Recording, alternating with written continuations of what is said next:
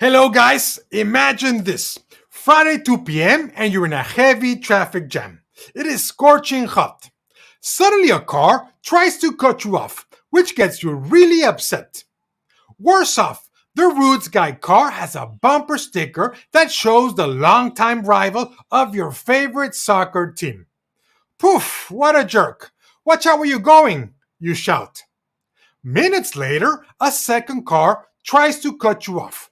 When you're about to react, you notice that it's a Jeep Liberty, just like the car you've been driving for the last 10 years. This time you make a friendly nod and you graciously let the car pass. Why do we treat people better when we feel that we have a connection with them and when we label them as part of our group? Today, in Deciding How to Decide, we will talk about the in-group bias, also called as in-group favoritism. And what exactly is it?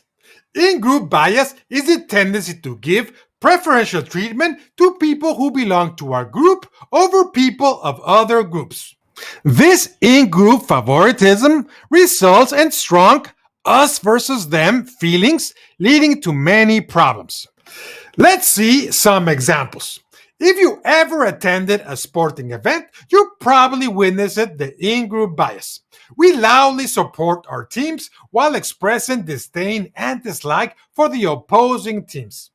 We see our team as more skillful and fair play, while we see the other team as more violent and treacherous. In the workplace, we might favor people that are part of our close unit, even if other units are also part of the company.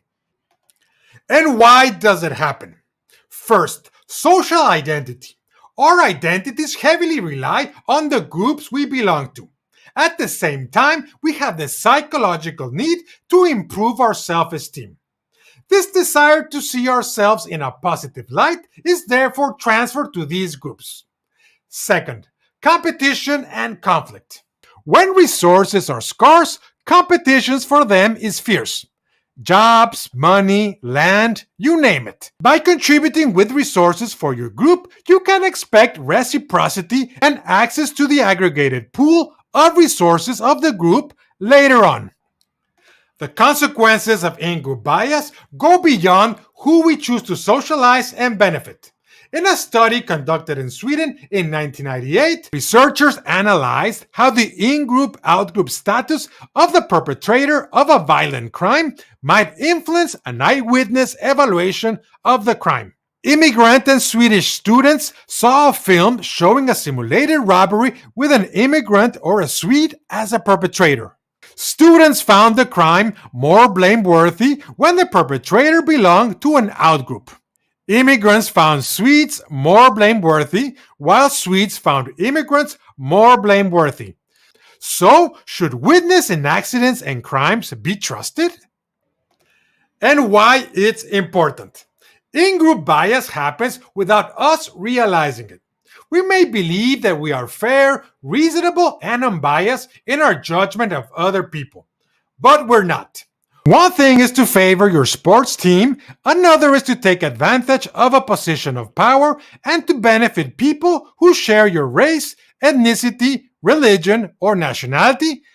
In extreme cases, in-group bias can lead to prejudice and discrimination, xenophobia, and racism. Research has found that people are more willing to lie or cheat to benefit their in-group. You'll do anything for your tribe, won't you? Would you protect a criminal that is part of your family or close group? Would you resort to violence? In a famous 1954 experiment called the Robbers Cave Study, 22 11-year-old boys attended a mock summer camp and were divided in two groups, the Eagles and the Rattlers. The teams were kept separate and only interacted when competing in various activities. The two teams showed increasing hostility towards each other, which eventually escalated in full-out violence.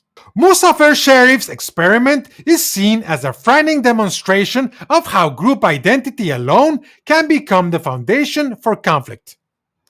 And what can we do about the in-group bias? Let me tell you more about the Robbers Cave study.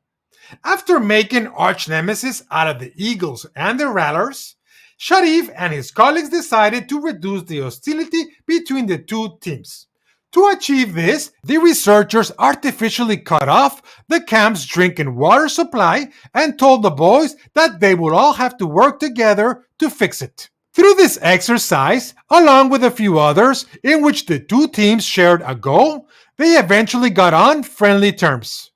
So, whenever possible, encourage interaction and cooperation between seemingly rival groups. Two caveats. If our in-group is a low-status group, we don't display that much of an in-group bias. For example, if our team has not won a single game in the whole season, we won't defend them till the end, nor we will stay in the ballpark till the last out. Second, when a member of our in-group behaves in a way that threatens the positive image of the in-group, we won't defend the black sheep. Now, a disclaimer. Remember, this video is not the last word regarding the in-group bias. Its goal is to ignite your interest in this topic so you can do your own research. Send us your feedback so we can continue with this conversation. Time to go. See you next time. Thank you.